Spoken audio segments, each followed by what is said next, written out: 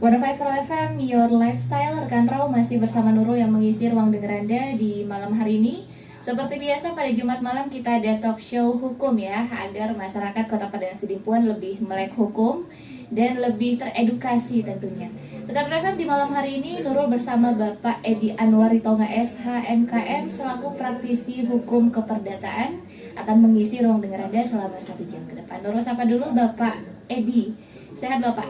Alhamdulillah sehat. Alhamdulillah sehat ya Pak ya. Nah, Bapak Edi ini sebagai praktisi hukum keperdataan ya Pak ya. Iya betul. Gimana tadi Pak perjalanan ke Raw FM? Kebetulan emang agak mendung. Agak mendung ya Pak ya. Saya dari rumah ke sini, mobil saya parkir agak jauh sih, karena memang agak parkirnya agak susah memang. Baik. Iya, tema kita malam ini Pak, jual beli tanah dan rumah beserta kontrak perjanjiannya. Benar ya Pak ya? Benar. Ya, untuk rekan Raw FM yang ingin bergabung bersama Nurul dan Pak Edi, silahkan kirimkan jawabannya ke WhatsApp ataupun SMS di 0822 9999 6105. Ya, Pak Edi, kita tahu ya kalau kita mau beli tanah, properti termasuk tanah dan juga rumah, pastinya tidak segampang ketika kita membeli barang ya Pak ya. Betul. Bayar, serah terima, udah jadi milik kita. Tentunya ada banyak sekali aspek yang harus diperhatikan ketika kita ingin membeli sebuah properti baik rumah maupun tanah ya Pak ya. Betul. Nah, biasanya ketika seseorang ingin membeli tanah atau rumah, kadang masih banyak yang bingung soal prosedur hukumnya Pak. Harus mulai dari mana? Apakah langsung ke notaris atau cek dulu lokasi tanahnya atau tunggu langsung orangnya untuk cek sertifikat? Mungkin boleh dijelaskan Pak, bagaimana sebenarnya prosedur yang benar ketika kita ingin melakukan transaksi jual beli tanah ataupun bangunan? Silakan Pak Edi. Oke, assalamualaikum warahmatullahi wabarakatuh. Waalaikumsalam warahmatullahi wabarakatuh. Di sini saya terlebih dahulu memperkenalkan, kata orang sih tidak kenal maka kata saya. Oke, silakan Pak. Saya Edi Anwar Ritonga SH MKM. Kebetulan memang saya orang asli Sidimpuan. Baik. Kemudian juga kantornya juga dari dekat sini, lahir dan juga dekat sini juga sih memang. Baik. Sehubungan dengan topik kita hari ini, jual beli tanah dan rumah beserta kontrak perjanjiannya, di sini mungkin bisa mencerahkan atau mungkin membantu masyarakat. Iya. Bagaimana sih jual beli tanah dan bangunan biar lebih aman? Iya. Biar istilahnya kita plong gitulah. Iya. Yang namanya jual beli tanah dan bangunan pasti butuh biaya yang besar. Dan yang pertama yang kita lihat, jual beli tanah atau bangunan. Yang pertama kita lihat itu biasanya memang kalau mau lihat untuk cek lokasi itu memang harus. Iya. Harus. Cek lokasi harus, itu diwajibkan kepada orang yang mau melaksanakan jual beli. Baik. Pasti survei dong dia. Iya, benar. Pasti survei, kemudian juga disarankan waktu cek lokasi tanya kiri kanan. Batas, asal muasal. Kemudian juga kalau memang perlu, kalau di sini kan kepala lingkungan, tanya kepala lingkungan bagaimana segala macam. Dan habis itu kalau kita udah merasa pasti, tanya kiri kanan mengenai objeknya itu bagaimana, ada sengketa apa tidak, sengketa mengenai batas luas kepemilikan, itulah kita pastikan, itu baru cek lokasi dulu. Itu biasanya diserahkan kepada yang berminat yang akan mau beli. Baik. Nah, kemudian baru kita tanya mengenai alas hak. Alas hak maksudnya dasar kepemilikan penjual. Iya. Kalau dia developer, ya udah biasanya memang sudah punya sertifikat. Iya. Ada juga memang kalau di Sidimpuan masih umum itu jual beli tanah yang belum sertifikat dalam bentuk kaplingan, banyak. Ada juga belum ada bangunan. Ada juga memang jual beli tanah dalam bentuk kaplingan yang sudah sertifikat, belum ada bangunan. Iya. Ada juga jual beli tanah dan bangunan, ya mungkin seperti yang di sini lah, udah banyak mungkin itu yang namanya program pemerintah rumah subsidi. Iya. Biasanya kan sudah sertifikat, Hmm. sudah ada tanah, sudah ada bangunan. Iya. Tidak. Kita cek dulu alas haknya. Baik. Alas haknya itu bisa sertifikat, bisa belum sertifikat. Iya. Ya. Kalau dia sertifikat, kita tanyakan sama kalau dia dari developer, kita tanyakan dulu, bisa tidak tahu alas hak dari tanah yang mau kita beli ini. Iya. Biasanya kopi, fotokopi atau segala macam. Biar bisa merasa nyaman, kita cek ke pertanahan, Badan Pertanahan Kota Padang Sidimpuan. Ada namanya proses cek bersih. Proses cek bersih, ya udah. Dari situlah kita tahu tanah ini sebelumnya aman apa tidak. Baik. Kemudian kalau dia belum sertifikat, biasanya kan kalau di sini yang lazim, yang umum itu bisa akta camat, bisa juga akta notaris, bisa juga hanya bentuk surat lama. Disitulah kita tanya kiri kanan.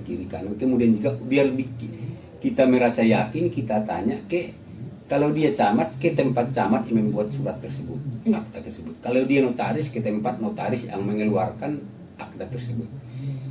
Itu kita cek. Kalau memang kita udah merasa yakin, baru kita laksanakan proses jual beli. Ngeceknya tadi kemana, Pak? Ngeceknya tadi? Kalau dia sertifikat, ke Badan Pertanahan. Baik, Badan Pertanahan. Badan Pertanahan. Kalau di sini kan ATR BPN. Oke. Itu kalau di sini di daerah komplek perkantoran di Jokoling. Iya. Di sini. Kalau dia belum sertifikat, kita lihat siapa yang mengeluarkan suratnya. Baik. Kalau dia notaris, ke notaris yang bersangkutan. Kalau dia camat, ke camat yang bersangkutan. Baik. Itulah kira-kira. Oke. Terus tadi ngecek keaslian sertifikatnya bagaimana, Pak? Dari BPN juga ya, Pak ya? Betul. Oke. Nah, rekan Refem, itu dia tadi beberapa cara yang perlu kita perhatikan ketika kita ingin membeli properti, baik rumah maupun tanah ya Pak ya. Ya, kita tahu uang yang kita keluarkan tidak sedikit ya Pak ya. Betul. Pastinya harus dengan cara-cara yang legal. Lalu bagaimana ceritanya Pak dengan kredit? Ketika kita ingin membeli tanah atau rumah dengan cara kredit, prosedurnya bagaimana Pak? Kalau kredit itu kan ada hubungannya dengan perbankan. Iya. Kalau kredit ada hubungan dengan perbankan, biasanya kita siapkan dokumen kita dulu. Baik. Biasanya yang namanya kredit pasti orang perbankan minta agunan, jaminan. Iya. Jaminannya harus atas nama yang pemohon kredit. Atau mungkin atas nama pasangan pemohon kredit. Baik. Itu biasanya. Kalau prosedurnya kita mohon permohonan kredit ke bank. Bank mana yang kita tuju? Yang bank apa? Bank pemerintah, bank swasta. Di sini kan ada. Iya Pak. Bank swasta. Biasanya kalau kita udah ke bank pasti melayani kita dengan menunjukkan cara-cara dan syarat-syarat yang harus kita penuhi untuk kredit. Baik. Biasanya kan kredit macam-macam ya. Peruntukan macam-macam. Ada modal kerja, ada kredit untuk properti, Iya. ada juga untuk lupa. Yang umumnya modal kerja sama yang untuk kredit properti, rumah atau mungkin mau beli ruko segala macam itu properti. Iya. Disitulah kita ajukan permohonan ke bank. Nanti bank itu ngasihkan syarat-syaratnya, dipenuhi syarat-syaratnya itu, ya udah. Biasanya kalau memang syaratnya sudah terpenuhi, baik syarat subjeknya, baik syarat objeknya. Subjeknya orangnya lah ya. Iya. Objeknya mengenai jaminannya tadi.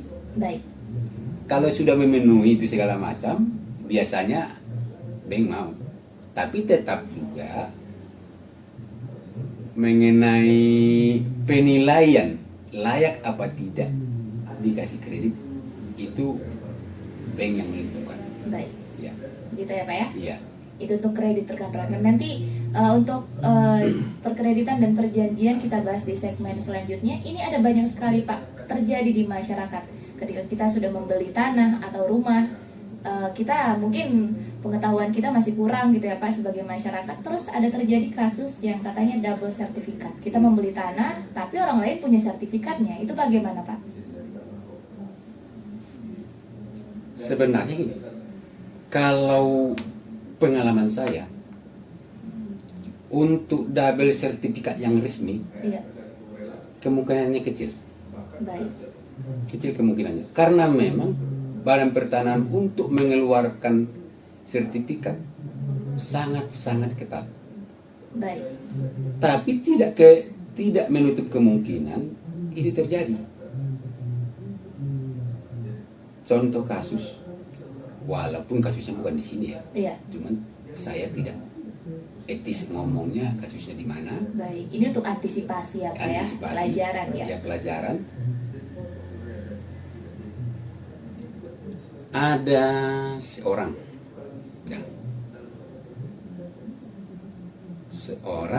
yang mengajukan permohonan pensertifikatan. Baik. Permohonan pensertifikatan itu maksudnya tanahnya belum sertifikat, mungkin masih dalam bentuk akte camat, akte notaris, Iya. atau mungkin surat lama. Dimohonlah pensertifikatannya ke Badan Pertanahan. Baik. Dan dia melalui orang lah dibilang ya, tidak usah dibilang oknum saja, malah dia melalui orang, entah bagaimana caranya. Iya. Sertifikatnya selesai. Ya, sertifikatnya selesai. Dalam prosesnya, sertifikat selesai diserahkan ke yang bersangkutan. Baik. Dari fisiknya memang persis sama. Udah. Pas mungkin yang pemohon pensertifikatan tadi diceknya ke pertanahan karena memang dia ada perlu. Iya. Rupanya di pertanahan belum terdaftar, belum terdata. Baik. Jadi bisa dibilang itu pemalsuan sertifikat. Iya. Jadi kesimpulannya kalau saya berpendapat kalau memang ada double sertifikat berarti menurut pendapat saya itu pasti ada yang tidak benar, yang tidak lurus untuk menerbitkan salah satu sertifikat. Baik. Untuk memastikannya mana yang double, mana yang asli, mana yang apa, disitulah kita perlu cek bersih ke pertanahan. Baik. Itulah kira. Oke, rekan Revan itu dia tadi ya. Mungkin ada oknum-oknum yang tidak bertanggung jawab untuk kepentingan pribadi begitu Betul, ya Pak ya. betul. Ya, makanya di sini penting ditekankan untuk mencek status tanah dan sertifikatnya begitu ya Pak. Betul, Untuk betul. BPN tadi. Dan rekan Raw kita lanjutkan lagi nanti di sesi berikutnya bersama Pak Edi Anwar tentunya, dan untuk rekan Revan yang sudah punya pertanyaan seputar dengan jual beli tanah dan rumah beserta kontrak perjanjiannya, silakan kirimkan via SMS dan WhatsApp di 0822 99996105. Kita break sebentar Pak. Boleh. Ya, jangan kemana-mana, stay tune terus on 105 Raw FM, your lifestyle. Oke Pak. Ada memang itu yang double. Mungkin bukan double ya Pak ya, mungkin ada yang dipalsukan. palsu satu. Ada yang dipalsukan itu. Iya. Ya mungkin waktu penerbitan sertifikat itu dia yang sering itu yang tadi dia mengurusnya melalui oknumnya itu merekayasa. Iya benar. Atau bisa juga seperti yang kejadian di Jakarta, Gimana itu Pak? yang mafia kasus yang apa namanya, yang anak ibunya mantan dubes yang di Amerika itu, dipergunakannya orangnya karena dimanfaatkannya ibu dari yang udah tua, Oh, kan ada itu. iya. Jadi dimanfaatkan mafianya itu. Dia juga udah tahu bahwa memang si anak ini, anaknya ini, orang itu bisa tahu, dapat data-datanya sama menduplikasi KTP itu duplikasi KTP semua segala macam. Pas ke notaris dibawalah orang yang mirip dengan ibunya ini. Ya Allah. Itu tahu kayak mana caranya, kita juga bingung. Kalau ke notaris memang harus ada orangnya ya Pak ya? Wajib, tanda tangan, cap jempol. 105 Roh FM, Your Lifestyle, kembali lagi dari kawasan Sudirman 219, Kota Padang Sidimpuan, dan rekan Roh masih bersama Nurul serta Pak Edi Anwari Tonga SH MKM di malam hari ini di talk show hukum dengan tema jual beli tanah dan rumah beserta kontrak perjanjiannya ya Pak. Ya, ini kalau kita tadi sudah bahas tentang prosedurnya, kemudian juga kredit, terus tadi ada masalah yang pemalsuan sertifikat begitu ya Pak ya. Mungkin di sesi ini kita boleh bahas Pak tentang apa saja Pak sebenarnya alasan yang membuat transaksi jual beli tanah atau rumah tidak sah. Silakan Pak. Secara umum ini ya. Iya, secara umum biasanya memang alasan transaksi jual beli tanah ataupun alasan mengenai perjanjian atau kesepakatan tidak sah. Kalau secara umum ada dua. Iya. Alasan subjek, alasan objek. Baik. Ya. Kalau alasan subjeknya mengenai orangnya. Mengenai orangnya biasanya kalau di dalam hukum ada namanya cakap. Baik. Cakap berbuat hukum. Dianggap tidak sah apabila yang melakukan transaksi atau perjanjian jual beli itu apabila memang dia di bawah umur. Baik. Kalau secara hukum dianggap di bawah umur masih di bawah 18 tahun. Oke. 18 tahun, itu satu. Apabila memang dia tidak cakap, tidak sah. Baik. Kemudian juga ada namanya seperti yang lain itu, ada yang namanya dia gangguan jiwa, gangguan mental, gila. Ada lagi yang umum mungkin orang tidak tahu, boros. Baik. Boros dalam arti ya dia taunya hanya menghabiskan aja. Itulah merupakan alasan subjektif. Kalau misalnya apa namanya Pak, ini warisan gitu ya Pak, pengen bikin sertifikat tanah dari orang tua ke anaknya, tapi anaknya masih di bawah umur, itu termasuk tidak sah juga atau bagaimana Pak? Kalau proses pensertifikatan kan di situ tidak ada transaksi, hanya meningkatkan alas hak atau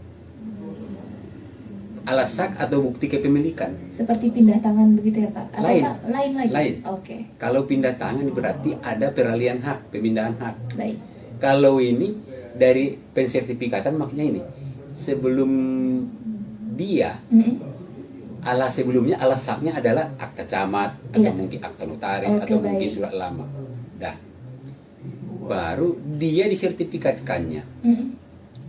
Itu tidak ada masalah, di situ tidak ada peralihan hak. Baik. Jadi bisa saja kalau memang ada anak-anak di bawah umur, tidak ada masalah. Oke. Cuman kalau ada hubungannya dengan waris, kita patuhi prosedur bagaimana waris. Baik. Karena memang sering terjadi di Sidimpuan waris kadang tidak dipatuhi. Contohnya, ada sertifikat atas nama orang tua orang itu si A lah umpamanya contohnya. Si A meninggal. Iya. Dah. Si A ini punya istri, punya anak. Udah. Punya istri, punya anak. Kalau secara hukum, apabila memang seseorang sudah meninggal, sudah terbuka waris namanya. Baik. Itu namanya turun waris. Iya. Jadi yang punya ini sekarang ahli waris dari si A. Kalau istri masih hidup, istrinya lah ahli warisnya. Baik. Sama anak-anaknya. Tidak dibedakan anak perempuan laki-laki, sama-sama punya hak. Iya. Jadi si A meninggal, punya harta, secara hukum otomatis itu kepunyaan bersama dari ahli waris dari si A. Baik. Itu. Jadi sering kejadian karena memang salah satu ahli warisnya masih di bawah umur, dianggap tidak berhak. Itu salah. Menyalahi. Baik. Sangat menyalahi. Kalau aturannya, walaupun dia di bawah umur, ini mah, walaupun dia masih di bawah dalam kandungan, statusnya masih anak ya Pak? Statusnya masih dianggap anak. Baik. Kecuali mungkin dia lahir, dia meninggal, itu lain cerita. Baik. Dia di dalam kandungan dianggap ada. dia dianggap ahli waris. Ya. Yang sering terjadi karena dia masih anak-anak, tidak dianggap, Diabaikan statusnya. diabaikan statusnya. Timbul permasalahan yang seperti ini kan mungkin bisa saja mungkin setahun, 2 tahun, 5 tahun, 20 tahun kemudian apabila memang anak yang tidak dianggap tadi mengetahui bahwa memang atas harta tersebut seharusnya saya punya hak. Iya. Tapi karena memang waktu itu posisi saya masih di bawah umur, masih anak-anak SMP, sadar dia setelah itu, disitulah mungkin dia bisa mempermasalahkannya. Baik. Nah, memang dia punya hak. Iya. Itulah. Oke, tadi kita udah melebar ke waris ya Pak ya. Kita Iya, balik iya. lagi ke topik kita tentang transaksi tanah dan juga bangunan. Tadi dari unsur subjeknya dia harus umurnya tidak di atas 18 tahun gitu ya Pak ya. Terus juga tadi dia dalam keadaan sadar, tidak gila dan sebagainya. Terus boleh dilanjutkan lagi Pak alasan-alasan lain. Kemudian juga kalau unsur subjeknya apabila memang itu tidak terpenuhi, kita bisa meminta pembatalan ke pengadilan bahwa memang itu perjanjiannya tidak sah. Baik. Kemudian balik yang kedua, syaratnya itu harus memenuhi unsur objek. Iya. Objeknya itu terserah. Kalau secara hukum ada namanya objek benda bergerak, ada namanya benda tidak bergerak. Baik. Kalau yang umum biasanya kita tidak bergerak. Tidak bergerak itu termasuklah harta peninggalan, hak tanah, bangunan itu digolongkan terhadap benda tidak bergerak. Baik. Ya. Itu satu. Yang kedua, objeknya juga benda tidak bergerak. Benda bergerak seperti yang pamannya, yang intinya kalau dia benda bergerak itu yang dapat dipindahkan. Baik. Bisa saja mungkin kursi, atau mungkin kendaraan bermotor, Yeah. atau mungkin perhiasan, itu dianggap benda bergerak. Apabila memang itu diapakan, itu sebagai objeknya memenuhi syarat. Yang maksudnya yang objeknya tidak memenuhi syarat, yang pertama, objeknya itu diperoleh dari hal yang melanggar hukum. Baik. Ya. Nah, objeknya itu merupakan objek yang dilarang, narkoba, Oke. Iya. atau mungkin yang sering ini disewa menyewa, objeknya itu dibuat di situ untuk tempat untuk tempat Oke. Iya. hiburan malam itulah. Oke, iya, Hiburan iya. malam mungkin itu tidak bisa. Itu kalau kondisinya seperti itu batal demi hukum, batal dengan sendirinya. Baik. Walaupun tanpa minta penetapan pengadilan. Itu yang pengadilan. Jadi syarat itu tadi ada syarat subjek, ada syarat objek. Baik. Kalau syarat subjeknya tidak memenuhi, perjanjian tidak sah atau tidak nanti tetap kita minta pengadilan untuk ditetapkan bahwa memang tidak memenuhi syarat subjek. Baik. Kemudian juga tadi syarat objeknya itu objeknya itu diperoleh melanggar peraturan, objeknya juga melanggar kesusilaan, melanggar keagamaan, itulah. Sudah tidak sah dengan Tidak. otomatis ya Pak ya? Iya. Oke, ini kita berbicara di lingkup Kota Padang Sidimpuan. Sepengalaman Bapak kita sebagai praktisi hukum keperdataan, apa saja sih Pak permasalahan yang timbul di masyarakat terkait dengan transaksi jual beli tanah dan rumah ini Pak? Yang umumnya.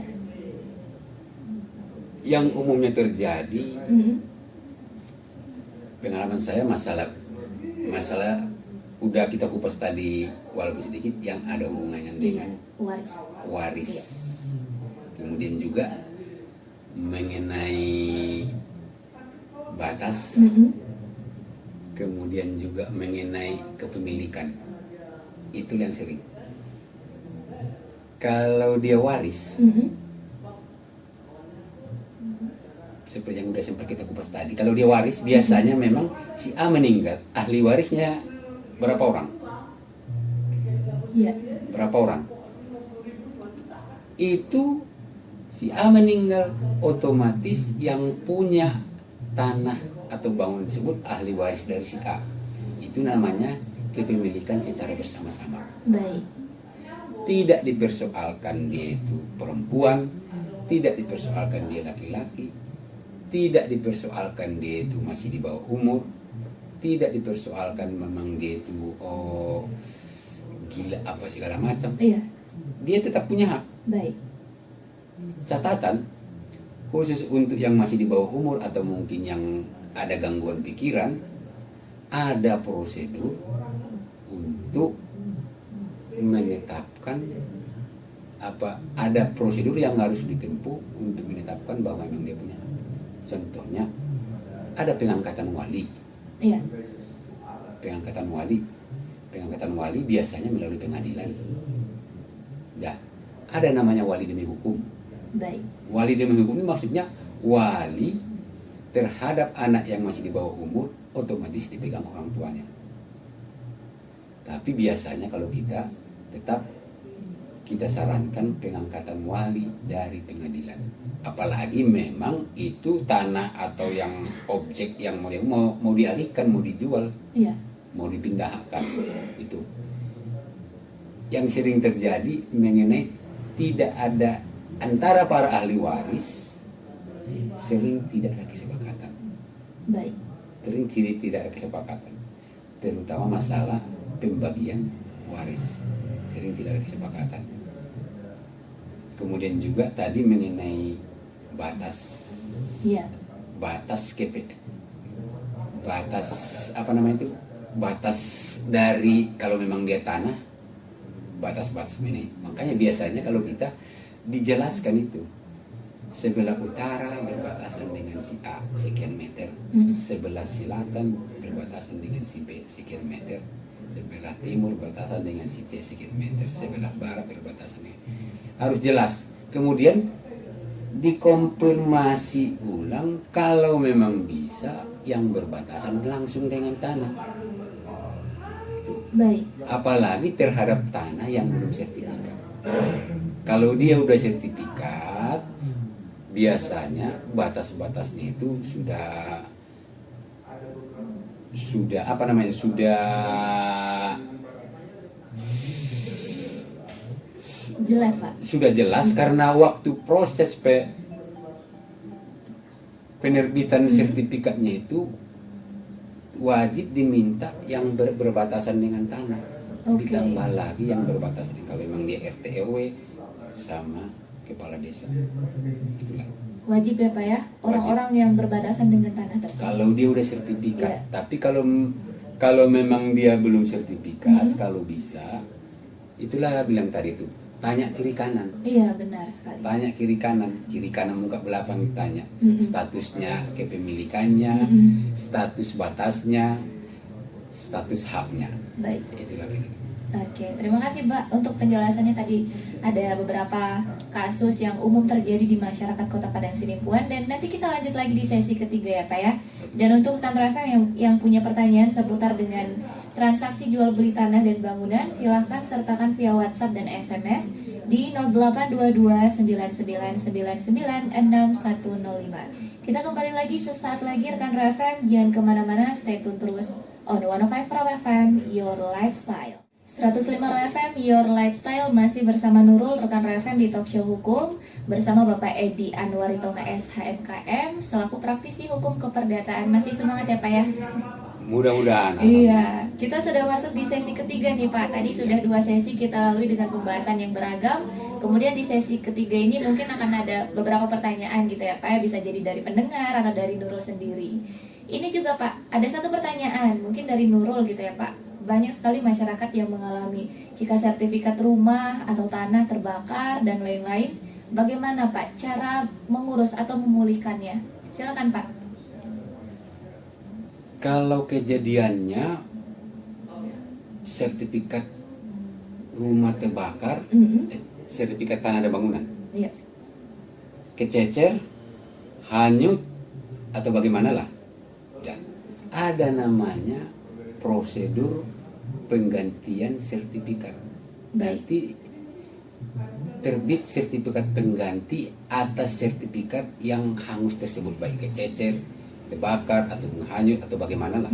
Itu memang prosedurnya agak panjang.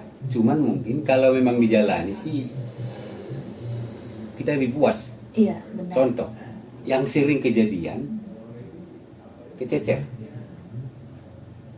Biasanya memang orang tua yang sering salah simpan tadi mana, pindah ke sana sehingga dia dibawa.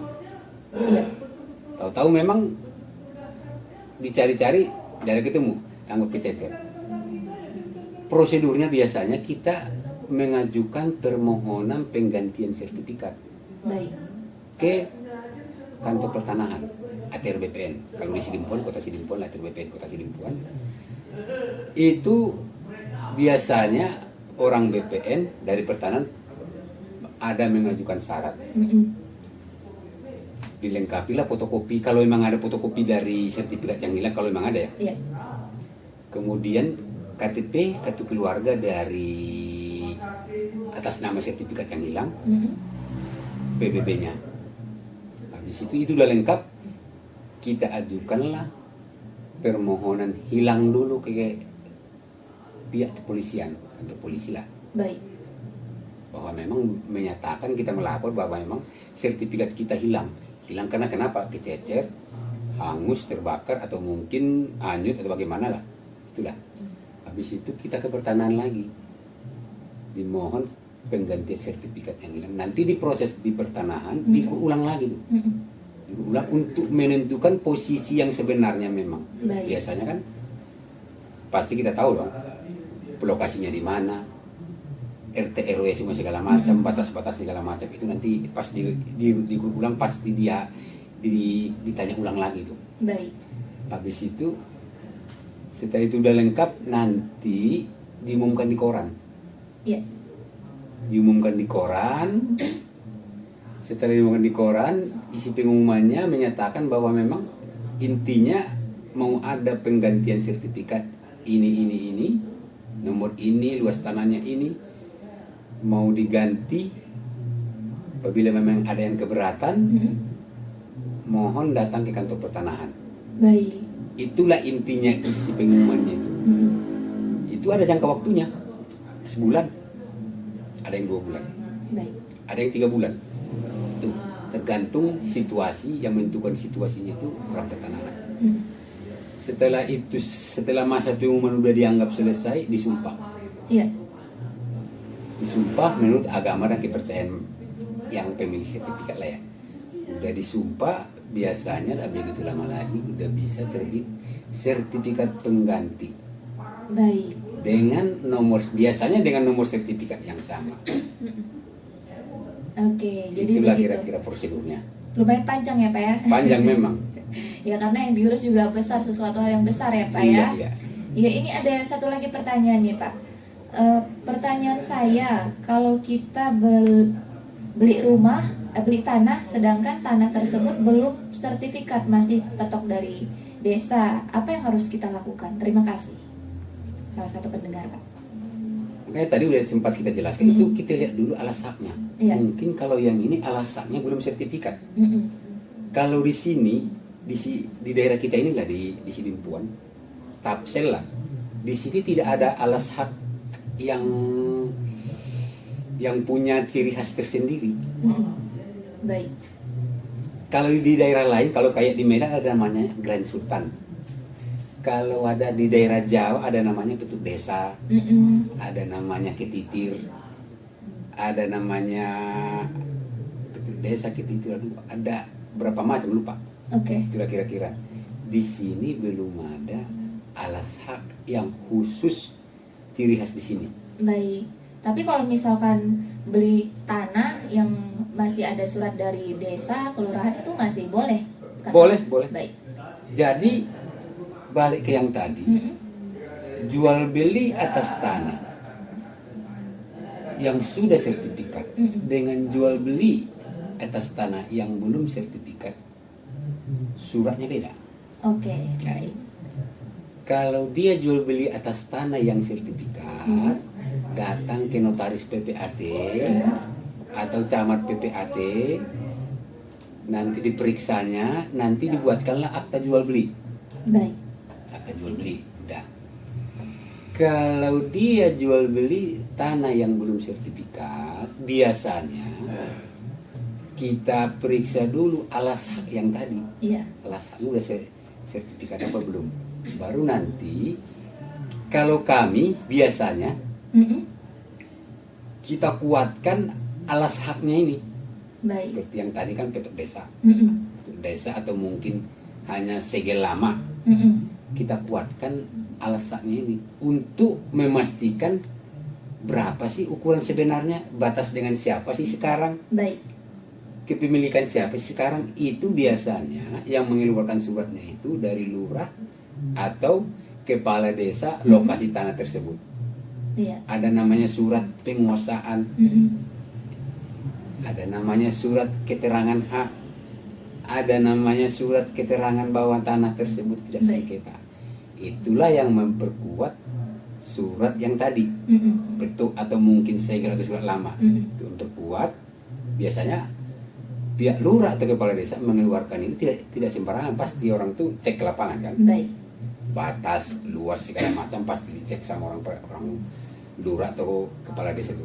Habis itu apabila itu sudah lengkap, dia datang ke notaris atau praktisi hukum yang bisa mengapakannya, bisa membuat surat untuk mengalihkan hak tersebut. Baik. Biasanya dibuat surat pelepasan tanah dengan ganti rugi.